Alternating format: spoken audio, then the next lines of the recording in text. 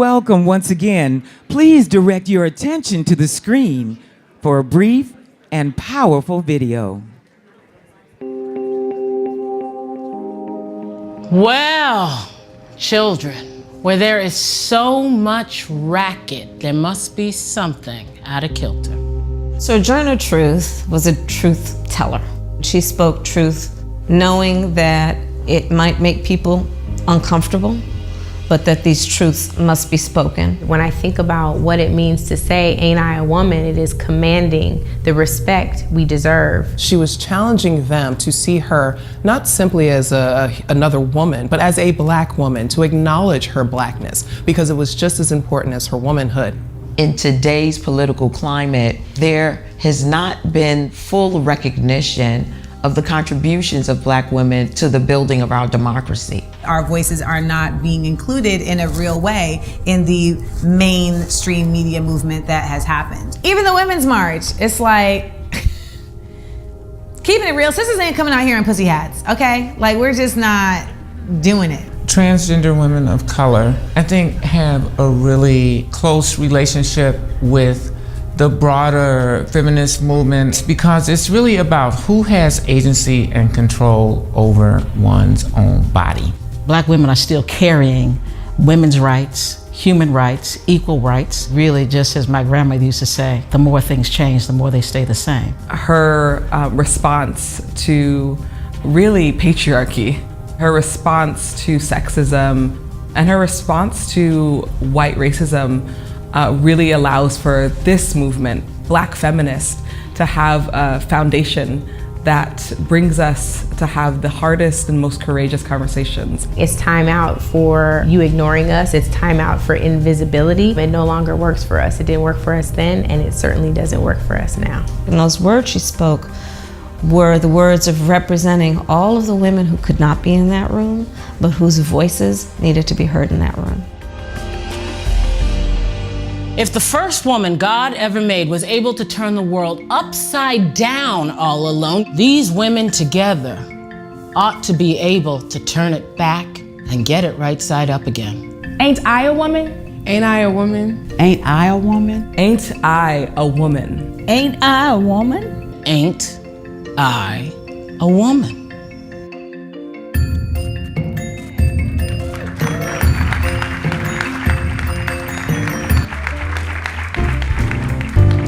Ladies and gentlemen, our first speaker is Anne Marie Burton, the Vice President of Programs at the Congressional Black Caucus Foundation, Incorporated. Ms. Burton oversees the strategic development and implementation of all CBCF program functions for existing and new program areas, including public health. Put your hands together and welcome to the stage, Ms. Anne Marie Burton.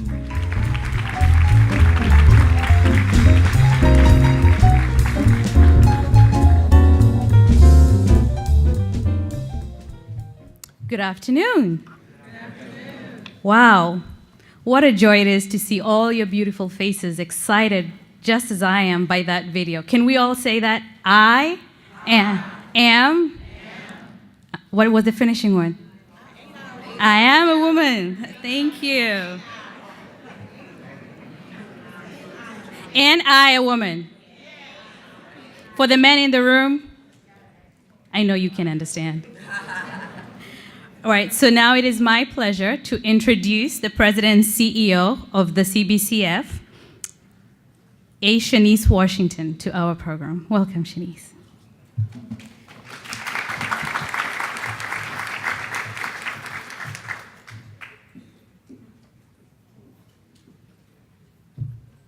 Good afternoon, everyone. Good afternoon. Okay, in the back, good afternoon.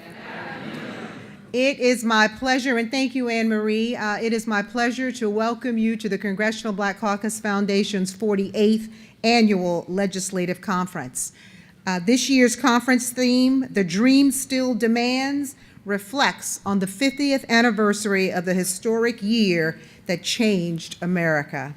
It also recognizes that we are again in a pivotal moment, and it demands that we reactivate ourselves around the collective action we must take to get our nation back on track towards realizing Dr. King's dream. The year 2018 has been labeled the Year of the Woman because an unprecedented number of female candidates signed up to run for Congress, governors, state legislatures, local school boards, and many other seats.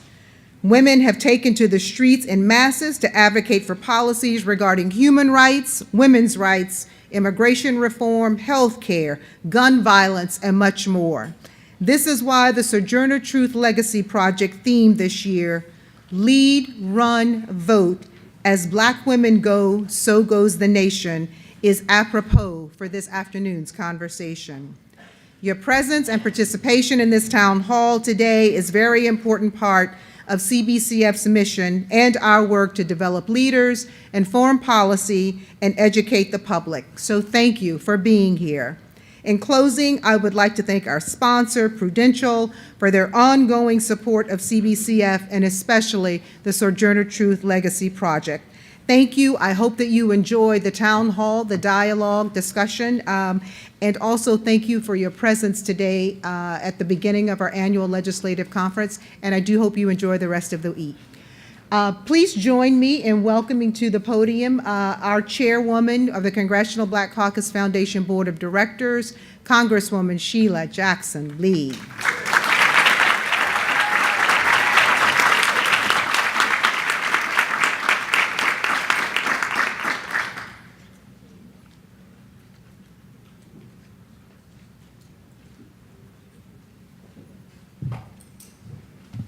If I might, there is a happening in this place. I am excited about this audience, and I'm excited about the Sojourner Truth Legacy Project and all of you who've made it really work because of your presence. So first of all, let me offer my appreciation of whom I'll introduce in a moment, but let me thank Yvette Clarke, Congresswoman Yvette Clarke, who has carried this tradition. I call her friend and sister, and that is what this all means. As well, let me thank our President and CEO, A. Shanice Washington, for her steadfast commitment to this project, standing first on its little legs and now standing on some tall legs. I thank you, Anne-Marie, for your work and as well for the acknowledgement of the vitality of this project. Let me also acknowledge a number of our members who are coming in, and Lisa Blunt Rochester, member of Congress from the great state of Delaware.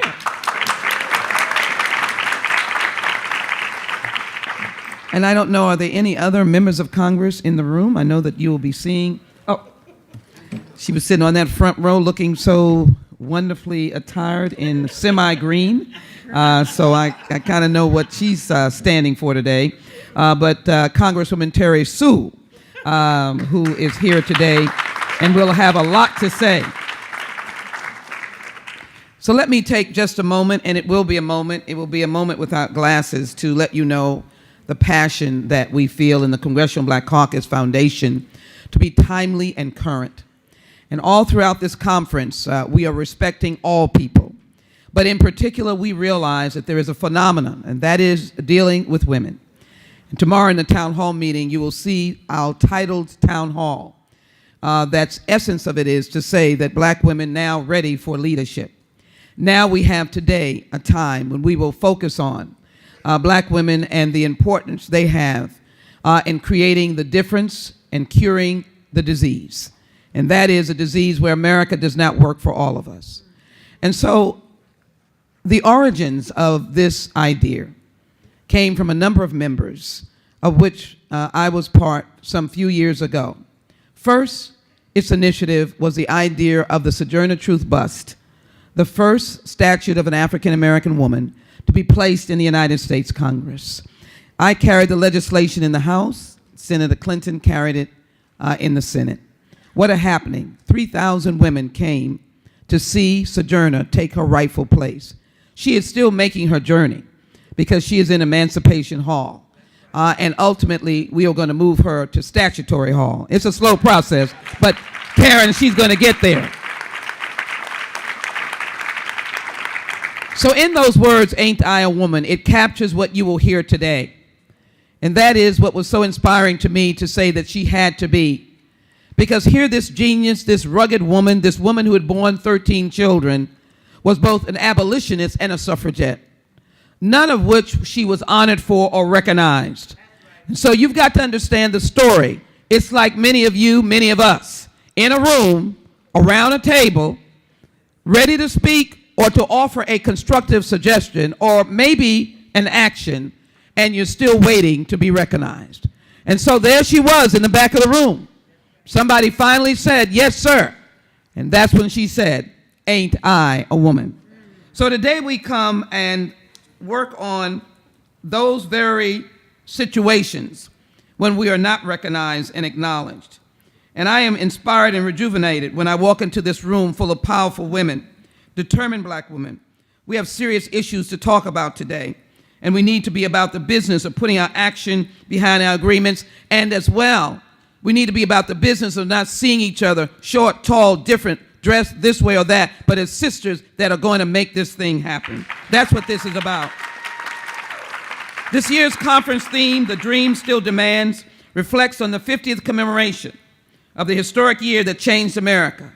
We don't celebrate the death of Dr. King, we commemorate it, but we celebrate his legacy. And I want to thank our co-chairs, Senator Kamala Harris and Senator Cory Booker, history in the making, who said, I think the dream still demands. Don't you see the dream of their actions in the Judiciary Committee just a few days ago? The dream still demands. 1968, it was the year Dr. Martin Luther King was assassinated. We were a nation that was overwrought with grief, but we were also divided. But King's extraordinary vision could be realized without him, could be realized without him. And we made such significant gains, and then that momentum came to a screeching halt. Hatred declared itself the victor of that day in April. We all remember that, either by story, someone telling us, or your presence during that time. But hatred miscalculated. Hatred could not comprehend the unbreakable spirit of a people that had survived the horrors of the Middle Passage, endured centuries of slavery, and weathered decades of Jim Crow with enough moral courage that Dr. King's vision of equality could be realized. Might I throw in here just a moment is that alongside of him was Coretta Scott King. And if anyone got a chance to either know her or read about her, I want you to know that was a feisty freedom fighter, and she was fighting for freedom alongside, and she kept on fighting for freedom.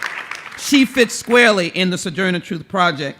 And that same year, with their world imploding around them, there were still black women who sat in rooms a lot like this. They kept organizing, they kept demanding, and they sent the first black woman to Congress, Congresswoman Shirley Chisholm, a founding member of the Congressional Black Caucus. Congresswoman Yvette Clarke will make it very clear she loves her New York City, but she will let you know she is from Brooklyn. And not only that, she is of Caribbean descent from the Caribbean, and that links her to Shirley Chisholm and a lady like me. So you see, we come from all over, do we not? And this is imploding, and it's exciting. And against this backdrop of democracy that seems unraveling, we are gathering black women. Make no mistake, the call to reactivate around a renewed collective action is real and urgent. I know that he will be introduced, but I could not acknowledge Senator Doug Jones, who's doing an enormously gigantic job. It recognizes who its state is, but recognizes as well the changing landscape. And he is not running from it. He is working with it. He is a collaborator, and we appreciate you very, very much. Make no mistake, the call to reactivate around a renewed collective action is real and it's urgent. There are themes reminiscent of the 1968 in the present day, and we will continue to deal with the issues of threat of foreign influence and the gutting of our voter protection laws. Wealth and health disparities are deepening, and in 2018, we're still having to insist that our lives matter. But that is not the full picture. Just as we refuse to cower when hatred launched a full-scale attack on our vision of equality in 1968, we've answered the call to arms to meet this current threat head-on. We're answering the calls of the mother of the movement. We're going to answer the call of the mother who is questioning and wondering why her son was in his own home and now he is dead. We must recognize that we have to link arms together and be able to answer those questions, because the only way they'll be answered if we come together. Remember what I said, we are sisters together. Might I also indicate that we are people of color, but I've never seen people of color deny the right to link with all people who are doing good things. Let that be very clear. The Congressional Black Caucus, the Congressional Black Caucus Foundation, we will work with you if you're doing good things and marching for justice. Speaking of resources and allies, we are so grateful for our sponsors, many of whom support our foundation all year long. Thank you, corporate America, for understanding there are differences and distinctiveness, but we all have one goal: to have America be her best. Not great, because we know she is already that, but to be her very best that she can be for all people. Today's gathering would not be possible without the generous support of Prudential Financial, which has supported this project and this movement since the very beginning. We're so grateful for you, but also those who have come on before you. So please help me to acknowledge Prudential, and let's warmly invite Prudential's Vice President of Corporate Giving, might I say a sister, and her name is Shane Harris, to bring greetings.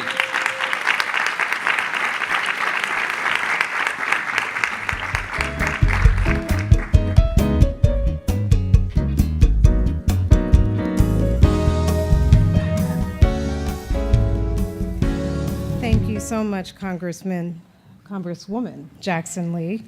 Again, my name is Shanae Harris, and I am Vice President of Corporate Giving at Prudential. And on behalf of everyone at Prudential, we are pleased to serve as the presenting sponsor for this year's Sojourner Truth Legacy project. It was stated earlier that there are an unprecedented number of women, especially women of color, that are running for election across the country. Consider this. The website Black Women in Politics lists more than 600 Black women currently running for office at the local, state, and national level. You have to applaud that. In addition, women of color are now being acknowledged as a key voting group and a growing force in the American electorate. For example, the number of women of color eligible to vote increased by 55% from 2000 to 2014, according to the Center for American Progress. And it's expected that the massive turnout of African American women in 2017, the 2017 election, was just the start. We are recognizing and exercising our influence and our collective voice like never before. And we are poised to make history as leaders in 2018. It's inspiring and it's empowering, and let's be real, it's about time.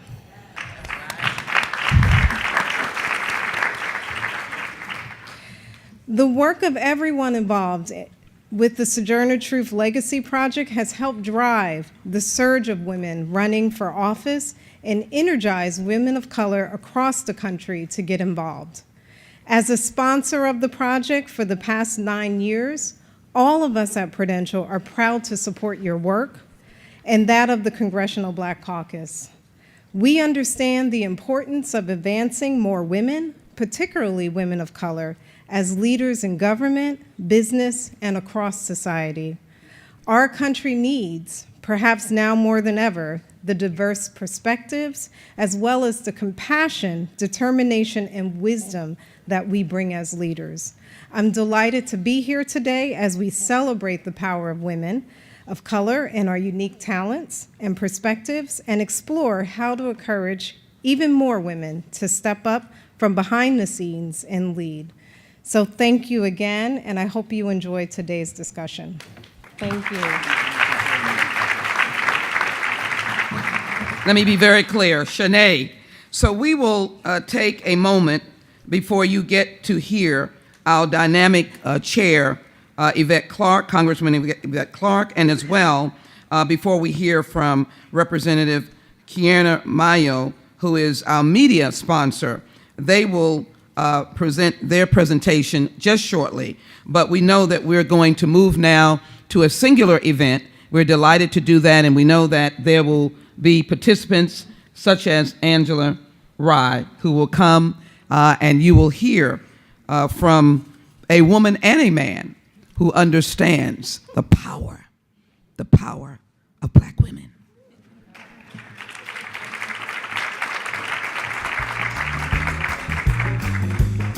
Hello, everyone.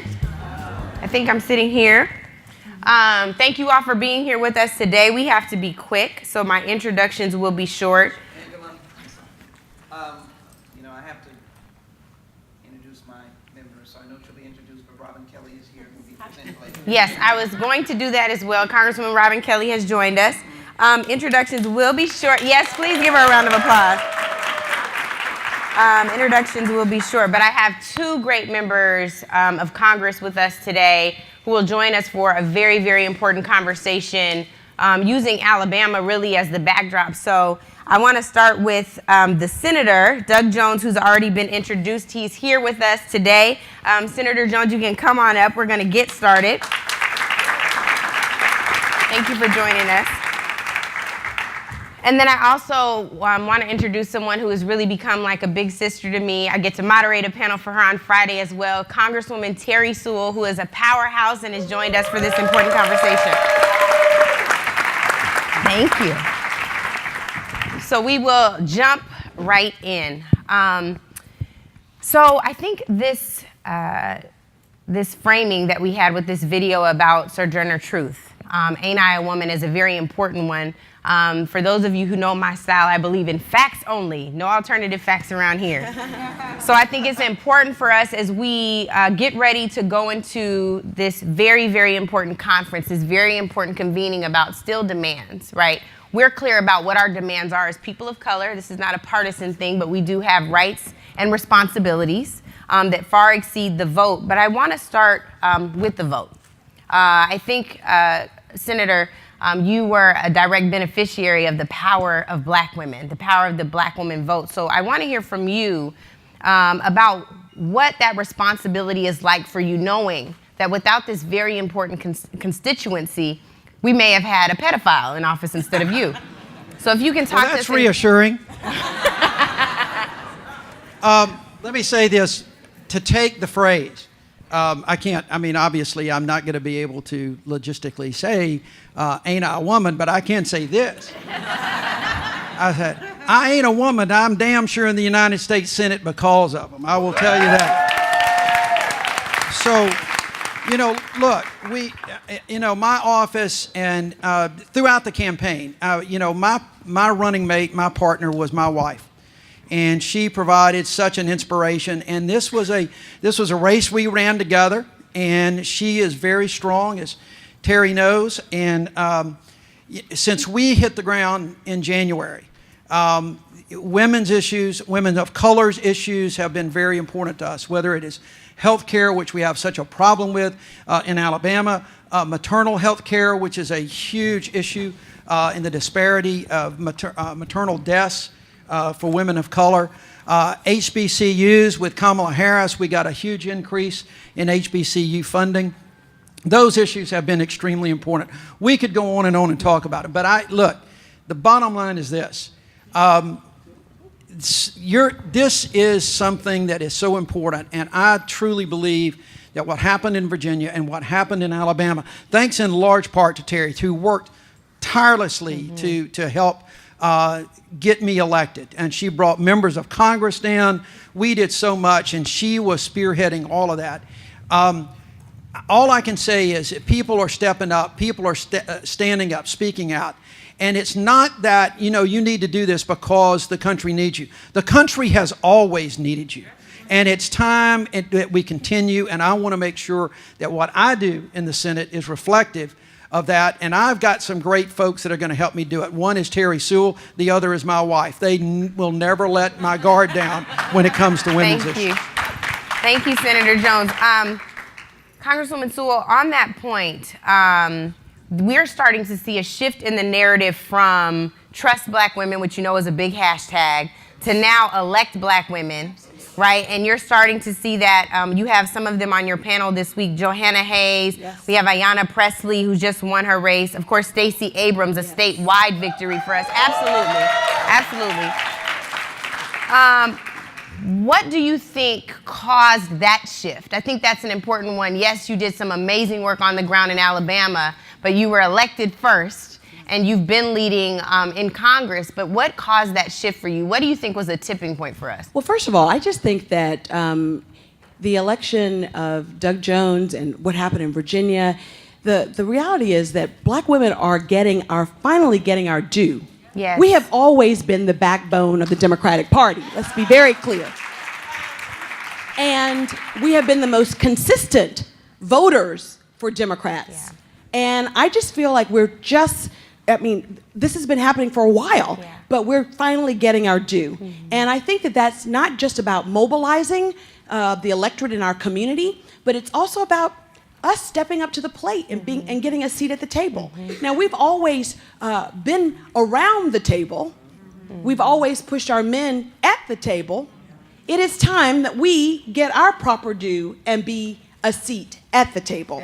And I think that that's what this is all about. And we can only do that with organizing our communities to get out and vote. And so I really think that when I think about Doug's election, it was a real coalition. I know you'll talk about that.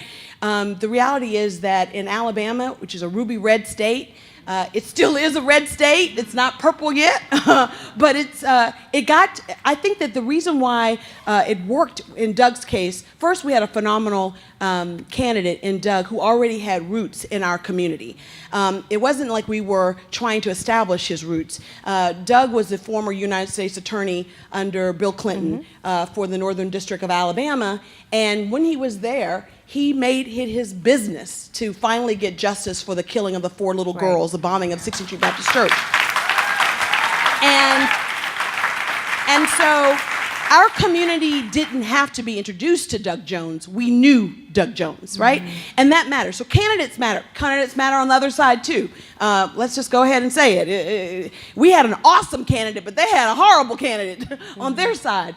But the reality is that it's about coalition building. And I think that I think that it became really organic organizing. I don't know if we were all singing from a similar hymn book. Whether you were the NAACP registering people to vote, or you were the Links and the AKAs and the Deltas registering people to vote, we were all saying the same thing. Your vote counts. It matters in this election. If we collectively vote together, we can change the landscape in the state of Alabama.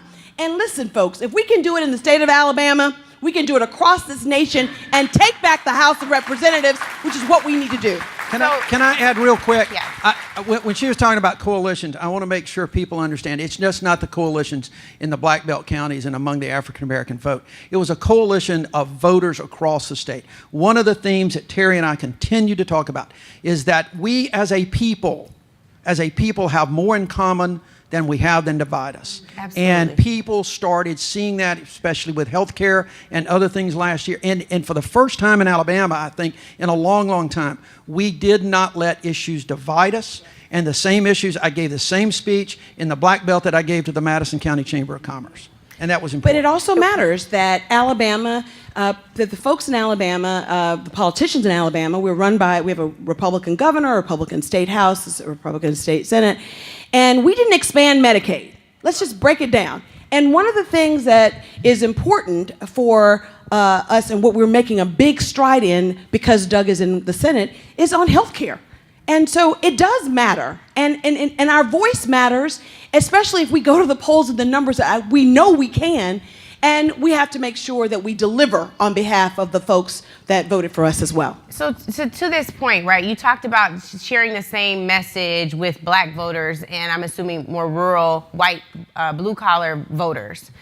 There's a study that Demos put together on the race-class narrative and the importance of talking about the bridges and the fact that there's more in common with us than that we have that separates us. Intersectionality. Absolutely. And what you hear in this narrative is that if blue-collar workers start hearing about race in the context of economics, that they're more likely to see, okay, maybe we can work together. This is the very same message that Dr. King tried to get us to understand the day before he was assassinated. And so I wonder if you have also infused conversations about race when talking to rural white voters in Alabama and how that's gone, or if you need this demo study to help you do that. Well, I'll need the study. Okay. Look, haven't felt compelled to do that in the rural white areas of Alabama yet, because what I wanted to do is to make sure that they understood and knew that those issues that are important to them were not those cultural war issues, but the issues of healthcare and jobs, the economy, narrowing the wage gap. I wanted to talk directly to them without trying to bring in somebody else, because I believed, at least in my state, that it was important that if you can start talking about the issues and get people understanding the issues, the next step is for a lot more people sitting at the same table talking about those issues together. That's what I've seen. So I think that the key for me is to make sure that the issues are the important thing and the issues stay at the top, because they really are. I mean, we've been in Selma and other areas. I've been in Parrish, Alabama, which is a almost all-white neighborhood community, talking about the same kind of healthcare, opioid issues, the same things that affect them. And if you can talk to folks, I think, on those issues, they're not going to matter what color you are when you talk to them. Stacey Abrams can talk to those people just as well as I can when you talk to them about those kitchen table issues. And for me, it's kind of hard not to go into the rural parts of my district and notice that I'm a black woman. Yes. In fact, I can remember the very first town hall meeting I had. It was held in Pennington, Alabama, and it was held literally at the post office, which was a gathering place. And I remember some of my white constituents coming in going, "Oh, I can't wait to meet our Congressman, Terry Sewell." And, so I get there, and not only am I not a male, but I'm black. But here's the good news. In a state that is red, people obviously can vote the straight Republican ticket if they wanted to. The fact is that we won last time and the time before, and I hope this time, by huge numbers. And so that meant that white rural Americans were voting for me too. And what I was leading, I didn't run away from my race, but I did talk about why it was so important that we close the economic gap, the opportunity gap. That's right. And growing up in Selma, which everybody knows Selma, but it's really a town of 19,000. It's the heart of the Black Belt, which is a rural part of Alabama. And so the reality is, I am glad that they see first that I'm one of them. I grew up in that rural part. I understand the poverty issues. Mm-hmm. I got out of the poverty issues and made something, but I came back home to try to give those same opportunities to the folks back home. Mm-hmm. And that resonated with them. And so, I think that while I don't run away from race ever, I do talk about our common thread, and almost always it comes back to economic issues. Yeah. And those bread and butter issues that matter so much to all of us. So 2 points on this. There's a study that the Black Women's Roundtable just did in coalition with Essence. 93% of Black women polled think that Donald Trump isn't addressing issues of concern to us. And also in that same poll, I know, surprise, also in that same poll, the number one issue now for Black women, going back to this issue of the 98% for your panel Friday, is race. It's race. And so I guess my question to you all now is, how with a historic election like the one you had, with the coalition that you built, how do you ensure that you're not alienating those same people who were loyal and voted for you after the election, but in your service to this community, to this state? How do you ensure that you don't alienate that group of voters? Well, from my standpoint, one, I go and I talk. I get out. I'm seen everywhere. Mm-hmm. We are doing radio in those communities. We're getting out there, town halls, or just events, roundtable discussions to get folks to understand what my office is actually doing and trying to do. We're talking about healthcare, which is a big issue. We're talking about workforce development. Yeah. We're talking about trying to get more money so that there can be daycare facilities on a junior college or trade school campus, those kind of things. We're co-sponsoring the legislation that will help do studies and deal with maternal health issues. And we talk a lot about infant mortality in Alabama, and we've still got it, but we don't talk about maternal mortality, and that's as big, if not bigger, and it's worse for women of color.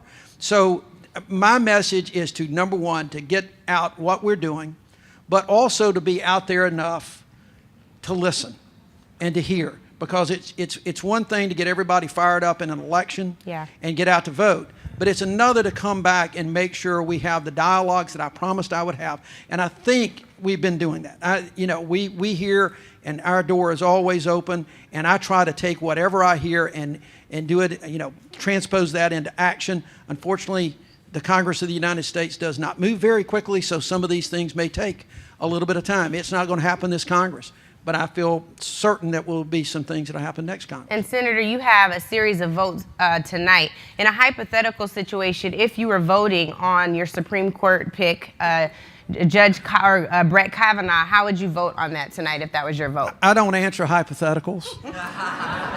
I'm sure there's a room full of black women in here who would love to know the answer to that question. I got that. Look, that is a situation. It's one of the most important votes I'm going to cast. And early on, look, I worked for a former Chief Justice of the Alabama Supreme Court who was my mentor, and he was very deliberate. He ended up being one of the senators who Southern senators who voted against Robert Bork, and that was a big deal. And he did it very carefully.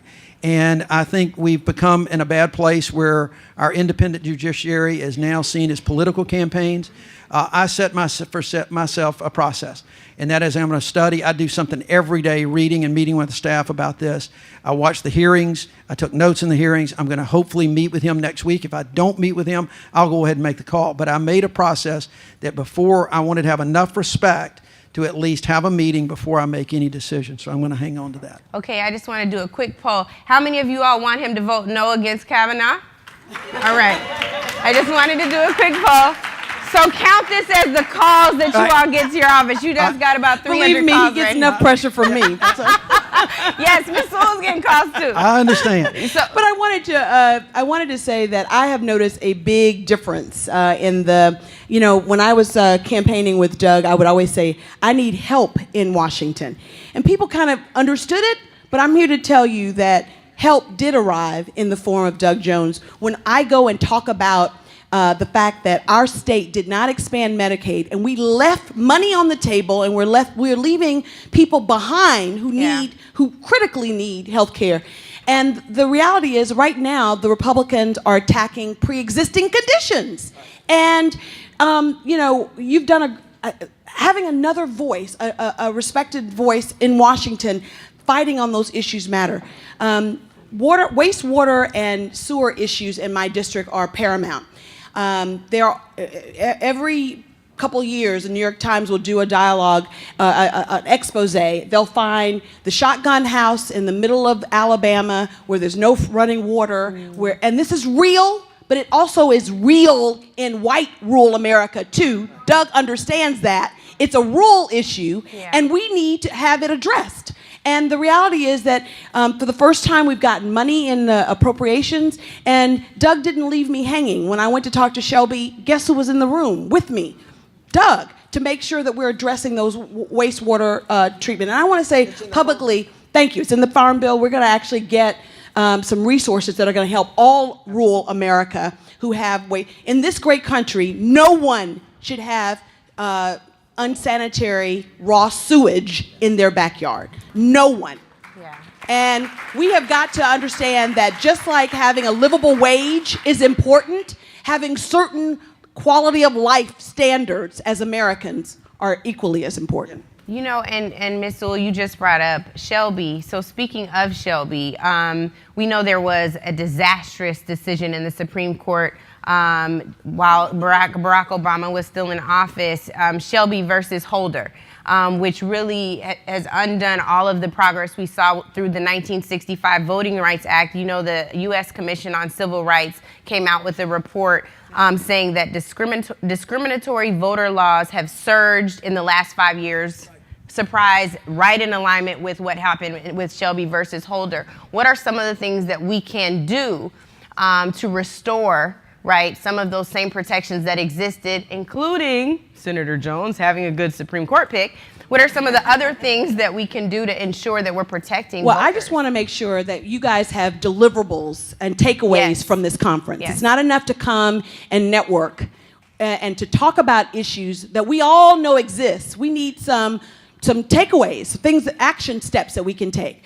Well, I'm very proud to say that my bill, the Voting Rights Advancement Act, is the seminal piece of legislation that will restore the Voting Rights Act of 1965.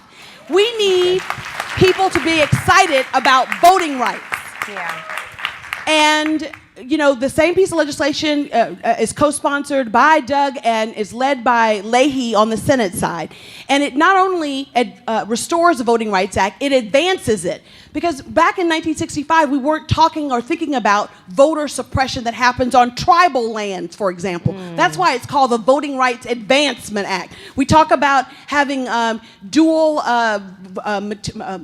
bilingual materials when it comes to voting ballots and et cetera. So it is not only would it restore it, but would it advance it. So we really need help because millennials somehow feel like this voter stuff doesn't affect them. And I would love it. I'm talking to my millennials here because there's not an intern that comes into my office that I don't ask, why is it that you guys are not excited about the fact that people are, yes, it is no longer a poll tax. No longer do you have to count how many marbles are in a jar. But what's going on in 33 states with this photo ID stuff is voter suppression. When you actually limit people's opportunities to get to the ballot box, when you close down polling stations without giving notification so people have to go to other places to go vote, and there are long lines out there and people have other things to do, all of that is to make it harder to vote.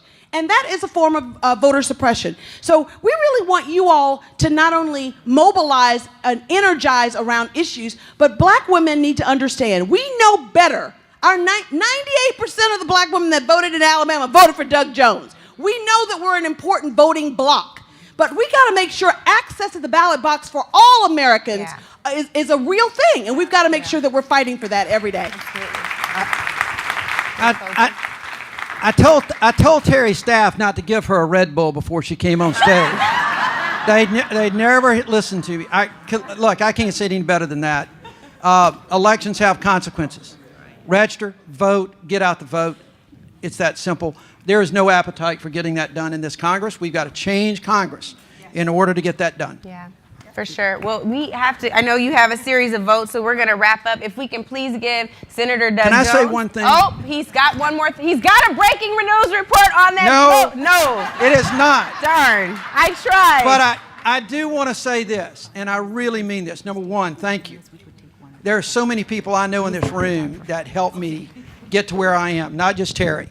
There's people in this room, Sheila, all the folks at the CBC. But here's the thing.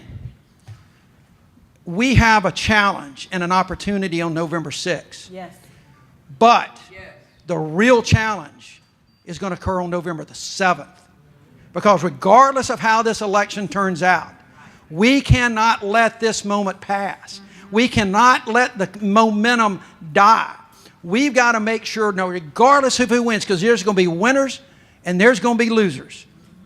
For those folks that are not going to be on the winning ticket, they need to stay at the table. They need to be building that coalition. And it's up to us, each one of you in this room and all of us, to spread that word to make sure that on November the 7th, we continue this moment, because guess what? We got to do it all again in 2 years, and it's going to be damn sure important that we do that in 2 years to get the right turnout in 2 years. So thank you all very much. And I just want to say in concluding, we have another panel about the 98%. And unfortunately, Doug can't be on it because only black women can be on that panel. But Angela will be moderating it. It's on Friday. I just wanted to say that it is critically important that we realize that all elections have consequences. But as Doug said, this November 6th has real consequences. Why? Because our Constitution was founded on checks and balance. And right now we have no check or balance on this president. And so if ever we need black women to organize, mobilize, run, and win in 2018, it's now. So I hope that you get inspiration from the Doug Jones special election and the importance that black women played in that election. But I think we all must realize that we all have a role to play when it comes to our election process, and we all can do something about it. One, we can all adopt a candidate, a black woman candidate. There are lots of them running locally and state, and give some money to them. We can also, instead of just registering people to vote, drive them to the polls. So when I'm talking to my sisters of AKA and the links and all that, we gotta not just register, but we need to drive them to the polls and make sure they actually turn in that ballot, okay? So thanks so much, Angela. Thank you so much. The Sojourner Truth Project is the labor of love led so admirably by my sister Yvette Clarke, who in the name of Shirley Chisholm says to all of us all the time that if we do not have a seat at the table, bring a folding chair and take your seat anyway, right? So thank you all for the opportunity to be here, and hope you'll learn from the Alabama lesson. Oh, they want to take a quick picture. And before we take this picture, I just want to acknowledge, I don't know why there's music playing. I want to acknowledge there's another panel taking place after this, moderated by my dear friend and sister, Stephanie Brown James. Yes. And at this time, after we get off the stage for this picture, Congresswoman Clarke will be joined by Congresswoman Bonnie Watson Coleman and Congresswoman Robin Kelly, who are the co-chairs of the Caucus on Black Women and Girls. Thank you.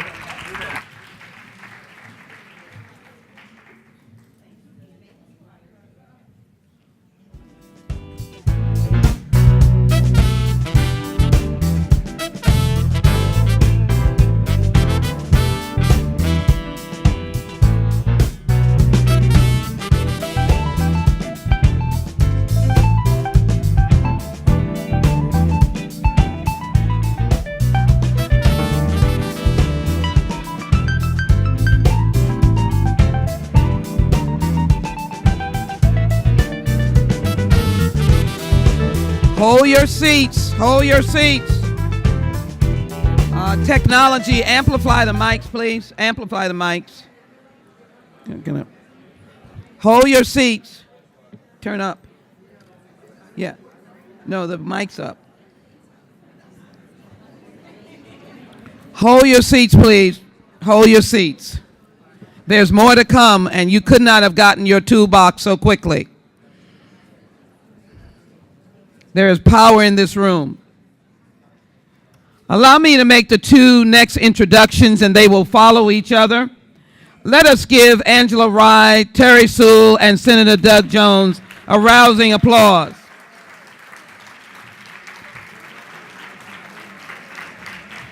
Remember, we want to acknowledge our wonderful media sponsor, and that is Essence Magazine. And we've been celebrating black women's beauty and sharing our stories of trials and tribulations and triumphs for over 40 years. We are thankful for their support. We thank Michelle Eubanks as well, and we thank her team. And we're delighted to have as part of her team inspiring generations of black girls. That is Kiana Mayo, who will be here today, and we're joined by Essence Interim Digital Context and Content Director, that she is in position for at Essence. We'd like her to come and give greetings. As she comes, let me acknowledge Congresswoman Bonnie Watson Coleman, who is the other co-chair, along with Yvette Clarke and Robin Kelly, of our wonderful caucus on Black Girls and Women. Give them a hand. Is Kiana here? Okay, so let's give Essence a very big applause, if we could, please. Oh, I can't hear you. So then, the very next person that I have to introduce is, as I indicated, Yvette Clarke was here with former CBC Chair Carolyn Kilpatrick and Barbara Lee, and it was the time that the legislation I passed placed Sojourner Truth here, and they had the vision to want to keep Sojourner Truth alive. And who could better take the baton than Congresswoman Yvette Clarke, a senior member of the Energy and Commerce Committee, an exclusive committee, and one of the 3 co-chairs of the Congressional Caucus for Black Women and Girls, a true champion of Black women and girls. And the reason is because she is part of the dynamic duo of a mother-daughter team. Her mother, a giant, Dr. Clarke, a member of the New York City Council, not Houston, and her daughter followed her. And if you've ever met Dr. Clarke, you understand about Yvette Clarke. Ladies and gentlemen, would you welcome this dynamic champion of women and girls and families, and would you welcome the Honorable Congresswoman Yvette Clarke, not from New York, but from Brooklyn, Brooklyn.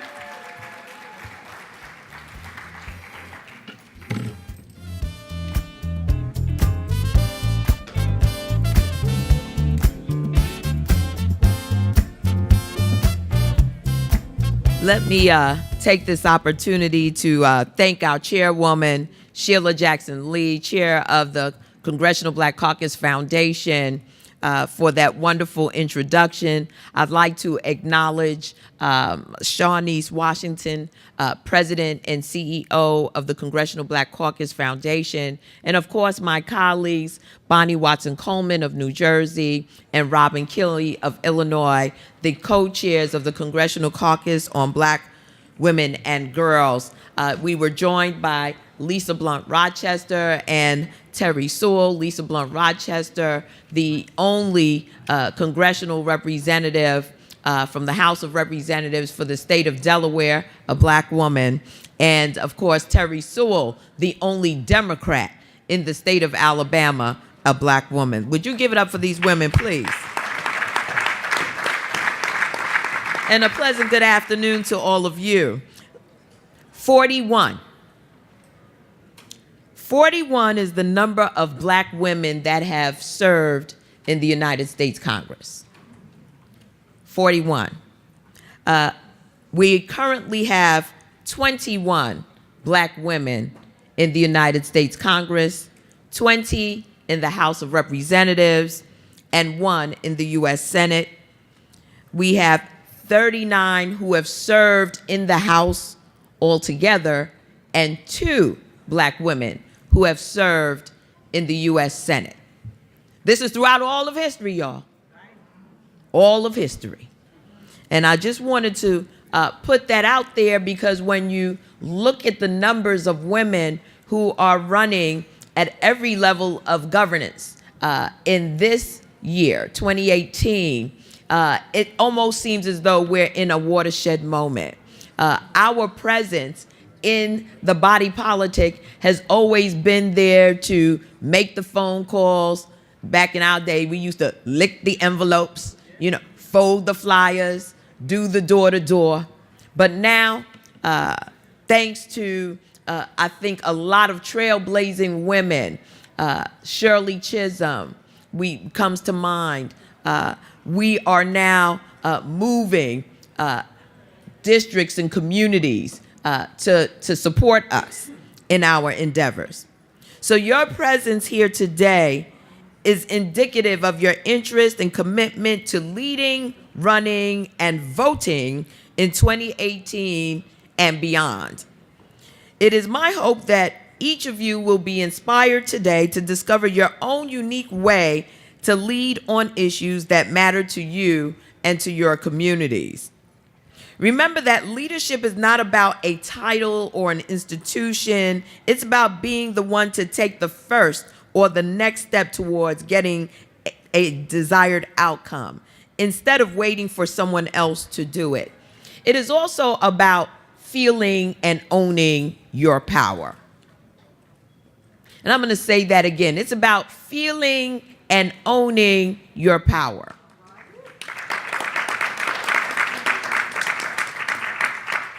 One of the things that we are all coming of age understanding is the vote. But I don't think we oftentimes relate it to power. And I wonder why that is sometimes, because despite all of the obstacles, despite the Voting Rights Act, despite the bloodshed, the tears, the humiliation that so many in our community had experienced in trying to exercise their right to vote, we have never really put it in perspective in terms of power. I say that today because I want people to understand that we have the power to make the difference and to change the dynamics in our own communities. That power is the power of unity through the exercising of the vote. And I know that so much is being said about millennials and what do we have to do to entice them. I say empower them. I say break it down so that they recognize that when they unleash their vote, they save a nation. When they unleash their vote, they're talking about being able to get rid of that student loan debt. When they unleash their vote, they are asking for accountability from leaders who have been rhetorically correct, but not getting the job done. Hello? Oh, I ain't see nobody clap there, huh? Because what you do through your vote is you empower your leadership, right? So if you understand that there's a power dynamic, it's like Flintstones. When you knock them together, fire comes from it, right? That's power, that's force, that's energy. What I'm saying today is I'm sick and tired of trying to come up with hip hop tunes and everything else to get people to vote. Know your power. That's what Sojourner Truth knew. And this was a woman who came up in bondage. But she understood that through the movement, through organizing, through unity, there was power. That was the Flintstone that started the fire. So remember that leadership is not about a title or an institution. It's knowing your power. I want to acknowledge once again my colleagues who work with me in the United States Congress to make sure that the concerns, the needs of Black women and girls are considered in public policy decisions. First of all, to all of the women of the Congressional Black Caucus, I thank you so much. We are a sisterhood. We experience so much of the same types of challenges, the same types of fight and battle for the dignity, human dignity, that each and every community deserves, that each and every man, woman, and child deserves. I want to thank them for all of the work that they do on behalf of the American people. We are the Sojourner Truth Legacy Project. And is a strategic partnership with the Congressional Black Caucus. The Sojourner Truth Legacy Project is amplifying the work of the Congressional Caucus on Black women and girls, giving it legs. Our hope is to be able to see our Sojourner Truth Legacy Project mobilize behind a lot of the policy prescriptions that we are getting through our work on the Congressional Caucus on Black women and girls. And Congresswoman Robin Kelly of Illinois and Congresswoman Bonnie Watson Coleman and I founded this caucus in March of 2016, because we recognize that despite the incredibly important roles Black women and girls play in our communities, in workplaces, and in every other aspect of American lives, our concerns, interests are consistently marginalized in mainstream policy and decision-making processes. And why is that? I ask myself that oftentimes. Why is that? I wonder if it is because they don't keep data on our folks. I wonder if it's because, to a certain extent, They look at the voting returns and they say, oh, they don't show up to vote. Oh, our plan worked. We were able to dissuade them from voting, or we put up enough barriers they couldn't get the vote out. And so we can marginalize these folks. They're not powerful enough for there to be any consequences. I wonder sometimes whether it's that contrived or if it's that simplistic. That's why I say power is the key here.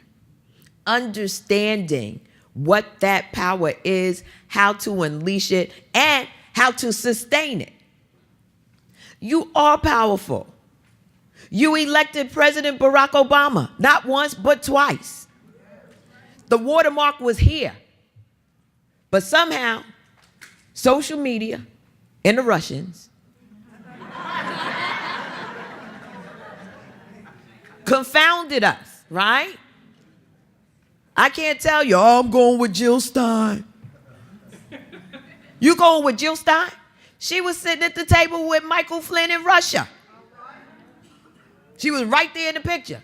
Did you do your due diligence? Where did you unleash your power? Hello? So our caucus is important because although Black women and girls have historically been the support systems that have built this country, held families, communities, and institutions together, we must continuously and consistently agitate for the policy and social supports that we need, or we won't get them. And we need backup. Hello? We need backup. We should be in the streets here on fire over this Brett Kavanaugh thing. Hello? It's awfully quiet out there. Consequently, the Congressional Caucus on Black Women and Girls is one space that we have created just to do that. So I want to thank my colleagues, Congresswoman Kelly, Congresswoman Watson-Coleman, for their collaboration, for sharing a vision, for protecting and improving the lives and opportunities for women, and for taking those first steps alongside me, and I'm alongside them. I'm committed to doing my part to keep this momentum going. The Sojourner Truth Legacy project is only going to grow from strength to strength, because I see a sister named Ayanna Presley heading this way, and there got to be at least, 25, maybe 30 Black women running right now, and you are going to unleash your power, and you're going to send them to the United States House of Representatives, and our power will grow from strength to strength. So I want to thank each of you who have come here today for showing your interest in playing your part as well.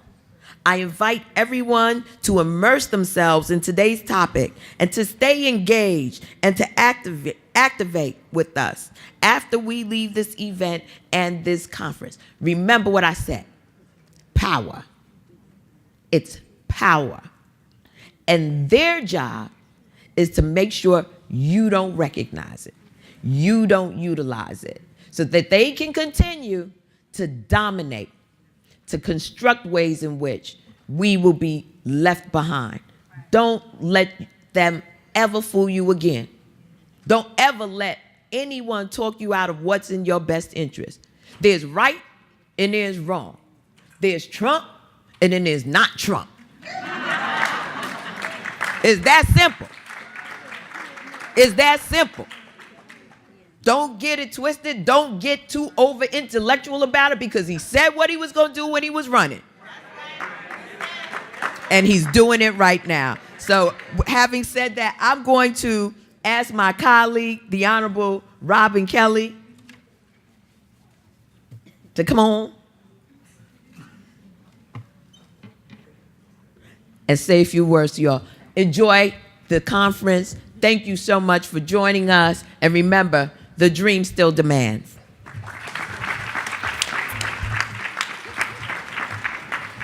Good afternoon, everyone. I am Robin Kelly, the Congresswoman from the 2nd Congressional District, one of the co-chairs of the Caucus on Black Women and Girls.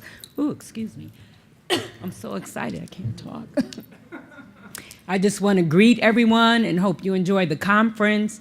and look out for us, because we have traveled across this nation bringing symposiums from New York, New Jersey, Illinois, Memphis, Seattle. We'll be in Oakland, Brooklyn. I said New York, Brooklyn. I said Jersey, they're not listening to me, on topics from health, wealth, self-esteem in girls, sex trafficking. We just had something where Congresswoman Clark came to Chicago on building generational wealth. We'll be in Oakland, California with Congresswoman Barbara Lee talking about black girls in STEM. So we're coming to a territory near you. We just don't go where there's black representation, because there's black people that live all over. And what people don't realize is CBC represents 78 million people. Only 17 million are African Americans. So we will go all over. I just got a request, they don't know this yet, to come to Oklahoma to do a presentation. So enjoy. As my colleague just said, know your power, know your influence. We've been there all along, but we're just recognizing it, as has been said. Keep recognizing it. Keep bringing others along. Let's not forget our younger sisters and brothers, and bring them along and empower them, and do everything we can do to make them realize their power and building their self-esteem. So thank you so much, and enjoy the rest of the evening, and God bless. Hi, good afternoon, everybody. I'm Bonnie Watson Coleman. I come from the great state of New Jersey. I'm the only African-American woman who is from the state of New Jersey in the House of Representatives, and I'm the only woman in that caucus, and we're trying to do something about that. I want to just recognize my colleagues. First of all, Yvette is an amazing leader of Sojourner Truth, and I am delighted to associate with her, to work with her, and to live through her expectations and hopefully be helpful in manifesting them. She's an amazing leader. And Robin is equally an amazing leader in the CBC Health Trust Fund. I'm not sure I said that wrong. Health Trust, Brain Trust. Health Brain Trust, of course, because she's brainy. But you know, it just shows you that we're everywhere. Our issues are everywhere. I want to praise God for Sojourner Truth, because her journey has allowed us to be here today. And so, Black women and girls are doing an inventory right now. In addition to all the other things that we've done, we're doing an inventory of the legislation that's already in the hopper, so that we know where we need to put some more in and push for certain pieces of legislation. Black women and girls knows that the issue, the concerns start in elementary school, and that we are paying attention to what's happening to young girls. Black women and girls knows that the schools have been the prison pipeline, and that girls have been disciplined 5 times more than any of their colleagues. And black women and girls knows that black women who have been kidnapped or have been murdered get less attention than white women. So black women and girls has so much space to work in. And it is good that we shall collaborate with Sojourner Truth and use the outreach that Sojourner Truth already has to get that message out about black women and girls. So we're going to sneak out of here very shortly, because we have an obligation to vote. And with this crazy, inept, incompetent, unaccountable, Republican-controlled Congress, we best show up for every vote. God bless you for being here. Thank you. I thought my colleague was going to talk about the traffic. You went there on. It is now my pleasure to introduce Stephanie Brown James, who will moderate our next panel discussion and will introduce our next panelists. Thank you so much. Thank you.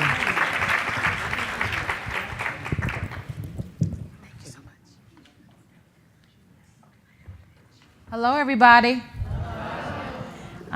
In the words of my favorite rap artist, you could have been anywhere in the world, but you chose to be here with me. Yeah. Not me, but with us, says Jay-Z. Anyways, thank y'all so much for being here for this very vital, important, and timely conversation.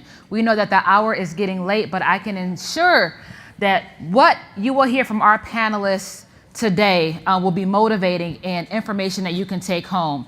So it is truly my honor to bring up these phenomenal women, friends, who do this work day in and day out to talk about the legacy of Sojourner Truth and how it manifests itself in the work that they do, but most importantly, how we can utilize Sojourner Truth's spirit to make sure we are continuing to fight not just for Black women specifically, but for Black families, Black communities, and for America as a whole. So with that, I want to bring up our fantastic panelists. You can come on. Let's give them a hand. Yes, thank you. So first we have Representative Karen Camper. Oh, excuse me.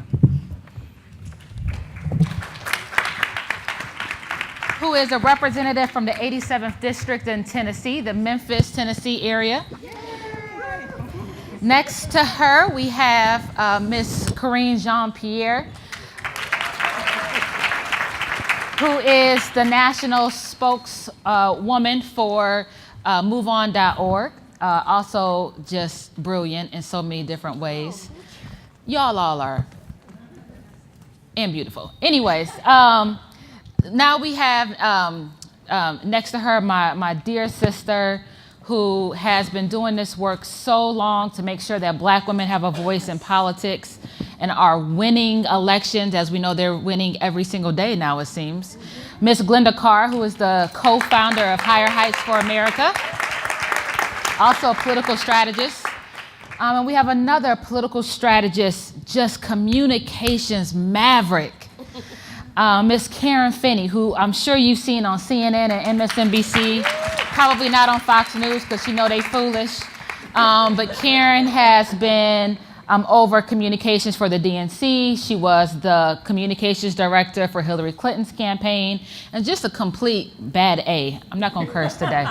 But thank you, ladies. So I wanna get really first into the conversation by letting you all tell us a little bit more about the work that you do and why this is such a pivotal role and Can moment. we just say the fabulous Stephanie Brown James Yes, as the well? fabulous Stephanie Collective PAC. She's our doing agent. her thing. We Okay, gotta I was give supposed you to your big introduce ups. myself. Hello, thank you. Hi, everyone. I'm Stephanie Brown James, co-founder of the Collective PAC. Yes, ma'am. And we are working to support Black candidates running for office all across the country. So thank you, darling. That's my friend. Thank you, darling. Let's start with Karen. Okay, I think this is on. Okay, what do you want me to talk about? What I'm doing? Yeah. Okay. And why this role is, and why this moment is so pivotal for the power of Black women to be seen. So one of the things I was thinking about when Yvette Clark was talking is my father used to say, power isn't something that I can give you, it's something you have to take. And that to me is what this moment is all about. And that which is, as women, and not just, certainly in politics and activism, and I think the thing for Black women is that, you know, the political is personal and the personal is political. I mean, it's such an intersectionality there for us and the way we live our lives and the way issues impact our lives. But I think it's a moment where we're finally being recognized across a number of sectors, not just, you know, our power in influencing, you know, the economy and dollars and Hollywood and fashion, but specifically in politics, finally is being recognized. And finally, we are in a place where we have so many wonderful women, Black women running for office, getting elected. And, you know, part of that process is the more people are in the habit of seeing a Black woman as a leader and they vote for Black women, the easier it is. And one of the things that I'm working on this cycle is Stacey Abrams' campaign. So, yeah, right? So, and she's going to be around in the next couple of days. But, you know, and this challenge of really, it's hard enough for women to be seen in these executive roles, executive leadership. But for a Black woman in the South, it's been quite a challenge. But it's so important because, and this moment is so important because as we learn how to crack that code, that's going to help a lot more women, Black women in particular, get elected to statewide office. I'm going to do a little plug for my cousin Tish James, who's running in New York for AG. Yes. And yes, she's my cousin. So, but you know, if she wins that's another black woman in statewide office. And again, the more we are in these positions of power and where we can impact the policies that affect our lives and the people that we care about in our communities. And the other thing that I think that gets overlooked is, and there's a great statistic, black women are starting small businesses at the highest rate. We're most successful. But also, the more successful we are, that's lifting all women. And that's really the truth. And that's the other thing about this moment that's so important. And it was an interesting, it was so important what Terry and the senator were talking about. When black women lift, everybody lifts, because we're at the bottom, right? Like, we're really at the bottom. And that's the other reason why it's an important moment, and we don't talk about that enough, but that, as we rise, we are helping to lift the nation and lift everybody else up. So I think the most important thing, and the last thing I'll say is, what is so important in this moment is that I think we're in a better place to recognize the impact of our power, but I think we have to, just to bring it back to where I started, we have to keep taking our power. And that it doesn't always mean it has to be hostile takeover. It just means don't be afraid to take up the space that we take, right? We deserve our place in this world and at the table. And I think we are becoming more comfortable with that. And I think we're helping the rest of our country be more comfortable with that and see us as partners in everybody's success, not as something to be feared. Thank you. Glenda? I'm glad I'm second, because by the time we get down, we're gonna be like, you taking talk points. Anyway, good afternoon. So it's the 50th anniversary for Shirley Chisholm's run in election to Congress, catapulting her to be the first African-American woman to serve in that body, right? And so we have, for me, this full circle moment. It is the reason why Higher Heights was born in a Brooklyn cafe, about building the political power of black women from the voting booth to elected office. So when we envisioned what building or harnessing or untapping the power that we all know that black women have had since my great-grandmother, Carrie Lee Dickens, who was born in 1895, is that we've been leading. And in this election cycle, it is front and center for a variety of reasons. Black women in this country are still underrepresented and underserved, although we've made some major gains over the last couple of election cycles. For example, in 2014, there was only one black woman elected mayor of a major city, and that was in Baltimore. Baltimore has had 3 consecutive black women mayors. We now have 7.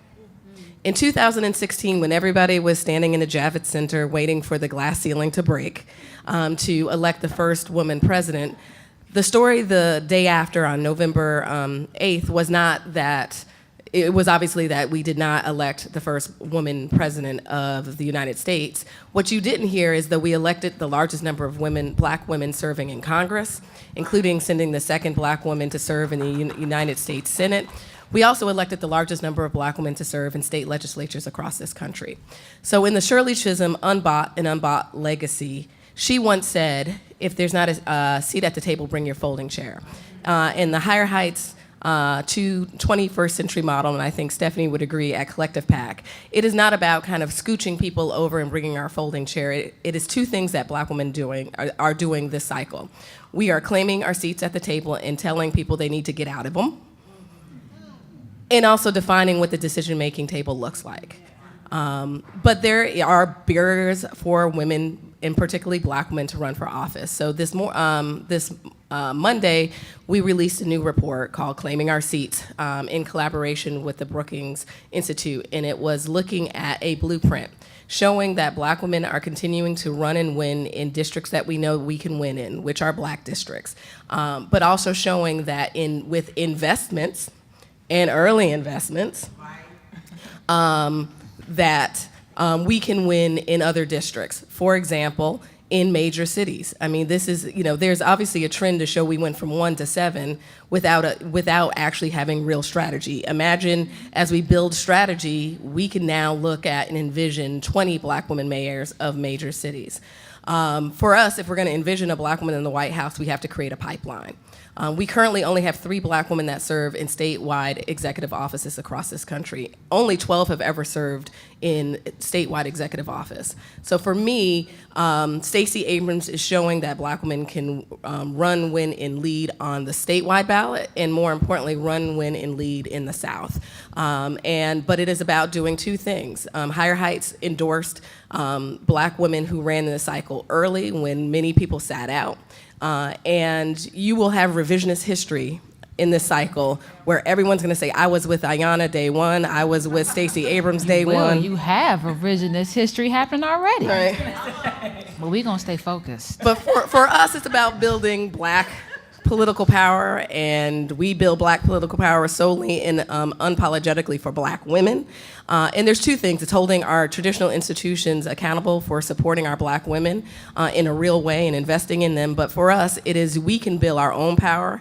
Black women spend $565 billion a year in economic stimulus. It is about shifting some of those dollars to political stewardship. And we can continue to make queen makers so that we can have them step into their power in this season that we were built for. Thank you. Amen. Kareem? I just got to say something about Higher Heights.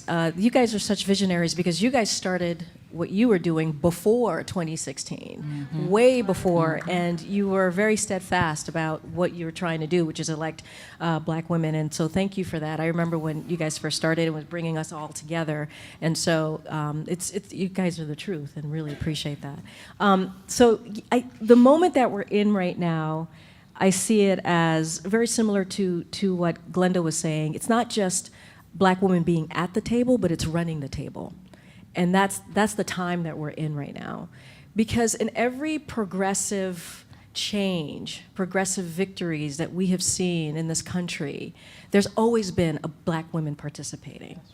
And if you think about it, Harriet Tubman to Sojourner Truth, to Shirley Chisholm, to Barbara Jordan, to now today we have Stacey Abrams, who will be the first black woman elected as governor in this country. We would not be in the place that we are today without our history, without the women that came before us. And so that's how I'm seeing this moment. And Congresswoman Terry Sewell talked about this now. It's like we're finally being given the light. And I think there's a lot of reasons why. One of it is the times that we're in, and we have to fight. Our democracy is at stake. Everything's at stake. Who we are is at stake. It's in danger. And so once again, black women are stepping up, and they're taking it to the ballot box, and they're mobilized, and they're taking everybody with them. And not only that, but they're running themselves. And so I thank Higher Heights, I thank the Collective PAC, and I think all the Congress people who are the CBC, right? They did it first. And without them, we wouldn't be, without all of it, without the collaboration, we wouldn't be where we are today. Thank you. Representative Camper? I served 21 years in the United States Army. Male-dominated society. Thank you. And with that, I was in military intelligence. Male-dominated society. I served at the National Security Agency. Used to couldn't even say that word. Male-dominated society. In 2008, when I went to the Tennessee House of Representatives, I ran one election. Male-dominated society. And mostly a white male-dominated society. As a kid, my mother tell a story, I was always raising my hand. I can do it. I can do it. My mama, she can do it. We can do it. But I'm so grateful for her and my father trusting, believing, and supporting me that I could do it. And I talk about the male-dominated society because we have to be there. If our voices are not there in that room at those tables for real, they're not going to understand what we're going through. They're not going to even think about what you're going through. It's not a concern sometimes. It doesn't register. I was grateful to be there. God put me there. It wasn't me, nothing I did. But I felt I had to be there to represent that black woman's voice and what we was dealing with in the military. And because you are climbing up the proverbial ladder, somehow you got preference. No, I was smart enough to do it. You see, and you have to say it. You have to push them because they're not going to automatically recognize it. So if you think about today, March, I was at an event speaking on behalf of the great Lois DeBerry. A lot of you all know her, her service to Tennessee. Praise the Lord. And I was standing there, Women's History Month, and it hit me, Karen, you got to run for leader. I don't know where it came from. I just knew that I had to run for a Democratic leader in the Tennessee House of Representatives, and I'm going to do it next year. When I went back, I looked at our leadership in the House of Representatives. White, male, dominated society. So were they in the meeting every week with the governor talking about issues and where the governor needs to fund things, they're not thinking about the black woman. It's not on their radar. So we have to be there. And many of you, and you're probably thinking about it, need to think about being there. That's what's important right now. We've always been there in the sense of the supportive role, raising the money, pushing them forward, demonstrating history. But it's time for us to take the seat at the table and own it. It's ours. We need to be here. We've waited. I'll stop there because I know you have questions for us. Because you know I'm going to get excited about this. Okay? You're right on point, though. You're right on point. And one of the things, and you all have kind of touched upon this in some way or shape or form, is representation. Yes. And we keep talking about Sojourner Truth saying, "Ain't I a woman?" Well, she said it, but it wasn't until 12 years later where people actually knew that she said that 12 years before. Mm-hmm. It's the first time it ever was in print. And oftentimes, you know, people are running for office all the time. Yes. Now it's almost as if politics has become celebritized. We got the T-shirts with people's faces on them, and the campaigns ain't getting not $1 from that T-shirt sales, you know? What I want to know, and help us to know, how do we make sure that in this moment that we, yes, celebrate those who are running for office, but support the ones who are also running for office for school board and for city council, and to not forget these folks when the elections in November pass? What do we need to do now to ensure that this momentum carries forward? And if you can just, ladies, give me like 2 how-tos, because I want to make sure we get to audience questions.